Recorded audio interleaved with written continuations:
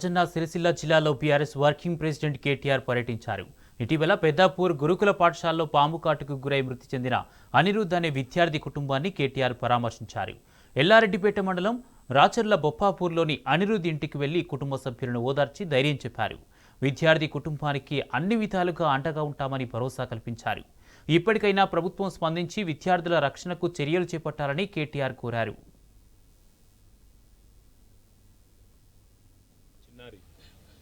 6వ తరగతిలో మొన్ననే ఈ జూన్ మాసంలో అడుగుపెట్టి గత సంవత్సర కాలంగా కోరుట్ల ప్రభుత్వ పాఠశాలలో హాస్టల్లో చదువుతూ మరి దురదృష్టవశాత్తు నిజంగా కూడా అత్యంత బాధాకరమైన పరిస్థితుల్లో అక్కడ ఉండే అపరిశుభ్ర వాతావరణంలో చివరికి స్కూల్ ఆవరణలోకి పాములు రావడం వల్ల ఇవాళ ఒకరు కాదు ఇద్దరు విద్యార్థులు మరణించి మరొక విద్యార్థి విషమ పరిస్థితిలో ఉన్న ఒక బాధాకరమైన దురదృష్టకరమైన పరిస్థితి ఈరోజు రాష్ట్రంలో ఎంతోమంది తల్లిదండ్రుల కడుపు కోత కారణమవుతా ఉంది. ఇక్కడ అనిరుద్ధు వారి తల్లిదండ్రులు వాళ్ళ గుండె లవిసలాగా ఏడుస్తూ ఉన్నారు. వాళ్ళ తాత వాళ్ళ అమ్మమ్మ అందరూ కూడా బాధపడతా ఉన్నారు. నేను ఈ సంఘటనలో మేము రాజకీయ పార్టీలుగా సాధారణంగా రాజకీయంగా అప్పుడప్పుడు మాట్లాడుతుంటాం, కానీ ఇప్పుడు ఏ రాజకీయం కూడా అవసరం లేదు. నేను గౌరవ పెద్దలు రాష్ట్ర ముఖ్యమంత్రి గారికి, రాష్ట్రంలో ఉండే మంత్రివర్గానికి నేను చేసే విజ్ఞప్తి, మనందరికీ పిల్లలు ఉన్నారు, మనందరికీ కూడా కుటుంబ సభ్యులు ఉన్నారు. ఒక కుటుంబ సభ్యుని కోల్పోతే ఎంత శోకం ఉంటుందో మనందరికీ కూడా తెలుసు.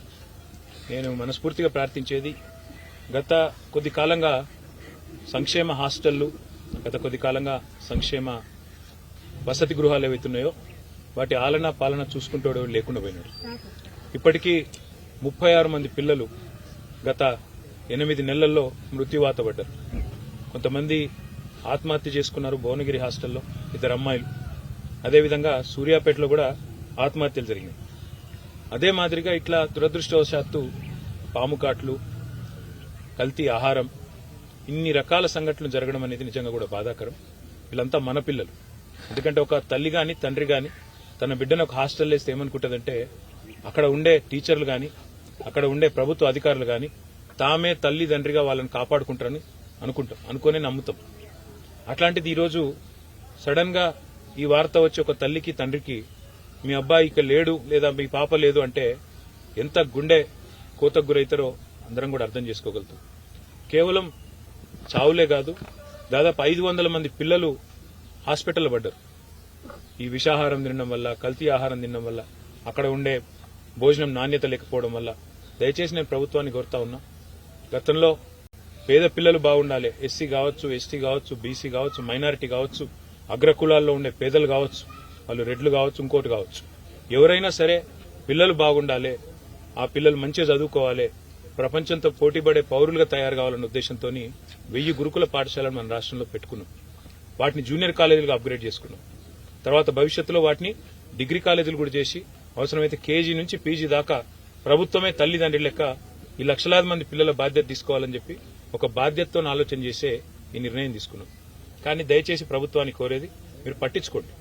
ఎందుకంటే ఇందులో రాజకీయాలు అవసరం లేదు. ఏదైనా దుర్ఘటన జరిగితే తప్పకుండా మానవత హృదయంతో ఆ 36 కుటుంబాలు ఏవైతే గుండె కోతకు గురైనాయో ఆ కుటుంబాలకు దయచేసి ఆదుకోండి. ఎందుకంటే వాళ్ళంతా పేద పిల్లలు, వాళ్ళ మీద గంపెడు ఆశలు పెట్టుకున్నారు తల్లిదండ్రులు. ఇందాక మా పార్టీ తరఫున ఏదో నాకు చూచిన ఒక ఉడతా భక్తిగా కొంత సాయం అమ్మాయికి చేస్తే అమ్మాయి ఓ మాట అన్నది, అన్నా మీరు నా కొడుకు చనిపోయిండు కానీ మరొక తల్లికి గుండె శోకం ఉండకుండా చూడండి అన్న, మీకు అవకాశం ఉంటాయని చెప్పింది. ఆ తల్లి చెప్పిన మాటల్లోంచే ఒక నిర్ణయం కూడా నేను తీసుకున్నా. మా పార్టీ తరఫున పెద్దలు ఆర్ఎస్ ప్రవీణ్ కుమార్ గారు గతంలో అడిషనల్ డైరెక్టర్ జనరల్ గా ఈ గురుకులాలకు సెక్రటరీగా కూడా వారు పనిచేస్తున్నారు. చాలా చక్కగా ఆయన ఆధ్వర్యంలో ఇవాళ మీరు ఎక్కడ పోయినా, మన నర్మాల పోయినా, బోనాల పోయినా, దుమాల పోయినా, ఎక్కడ పోయినా గురుకుల పాఠశాలలో ప్రవీణ్ కుమార్ పేరు ఇప్పటికి కూడా యాడ్ చేస్తారు. తల్లిదండ్రులు ఇంకా కూడా యాడ్ చేసుకుంటారు. ఆ ప్రవీణ్ కుమార్ గారి నేతృత్వంలో మా పార్టీ తరఫున ఒక అధ్యయన బృందం వేస్తుంది.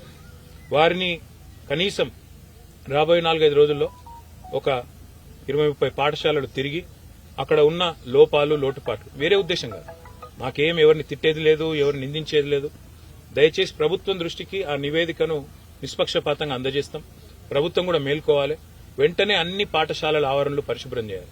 మొత్తం ఎందుకంటే ఇప్పుడు వర్షాకాలం ఇది మనం ఎంత సాఫ్ చేస్తే ఈ పాములు తేళ్లు ఇవన్నీ పోతే అందరు చిన్న చిన్న పిల్లలు ఆడుకుంటారు, బయట పోతారు. కొద్దిగా సందు దొరికిందంటే ఒక అర్ధగంట విరామం దొరికిందంటే బయట పోయి ఆడతారు. వాళ్ళకు పాపం అభం శుభం తెలియని వయస్సు, తల్లిదండ్రులు లేరు, పర్యవేక్షణ లేదు. కాబట్టి దయచేసి ప్రభుత్వానికి కోరేది, మేము ఒక కమిటీ వేసి ఆ రిపోర్టు మీకు సత్వరమే అందించే ప్రయత్నం చేస్తాం. మీరు కూడా బేషజానికి పోకండి. ఆ 36 కుటుంబాలు ఏవైతే పిల్లల్ని కోల్పోయినాయో వాళ్ళని ఆదుకోండి, కొంత సాయం చేయండి. ఆ కుటుంబ పరిస్థితి తెలుసుకోండి, వాళ్ళు ఏ పరిస్థితుల్లో తమ పిల్లల్ని హాస్టల్కి పంపినరో తెలుసుకోండి. కుదిరితే ఆ కుటుంబం నుంచి ఒకరికి ఉద్యోగం ఇవ్వండి, ఆ కుటుంబాన్ని నిలబెట్టండి. ఎందుకంటే ఒక పిల్లగాడి మీద పిల్ల మీద గంపెడు ఆశలు ఉంటాయి తల్లిదండ్రులకు. వాళ్ళు పెద్దగా అవుతారు, మమ్మల్ని చూసుకుంటారు, మా కుటుంబం పేరు నిలబెడతారు అనే ఒక ఆశ ఉంటుంది. ఇలా ఆశ వారితో పాటే పోతుంది.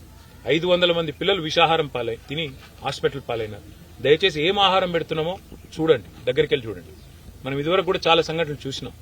బాసరలో జరిగినప్పుడు, IIITలో, ఇంకా ఇతర చోట్ల కూడా మేము స్వయంగా పోయినాము, వాళ్ళతో కూర్చున్నాము, తిన్నాము, కనీసం కొంత భరోసా ఇచ్చే ప్రయత్నం చేసినాం. మీరు కూడా దయచేసి అధికారులను పంపండి. కలెక్టర్లు ఉన్నారు, ఐఏఎస్ అధికారులు ఉన్నారు, ఐపీఎస్ అధికారులు ఉన్నారు, హాస్టళ్లకు పంపండి. ఒక్కొక్కరిని అవసరమైతే 2-3 హాస్టల్ దత్తత తీసుకోమని చెప్పండి. వాళ్ళు కనీసం వారంలో ఒక రోజు సర్ప్రైజ్ గా పోయి తినాలని చెప్పండి. అట్లా చెప్పినట్టయితే ఏమైందంటే పిల్లల ఆహారం విషయంలో ఎవరైనా పిచ్చి చేస్తుంటే వాళ్ళు కూడా ఒళ్ళు దగ్గర పెట్టుకుని ప్రవర్తించే అవకాశం ఉంది.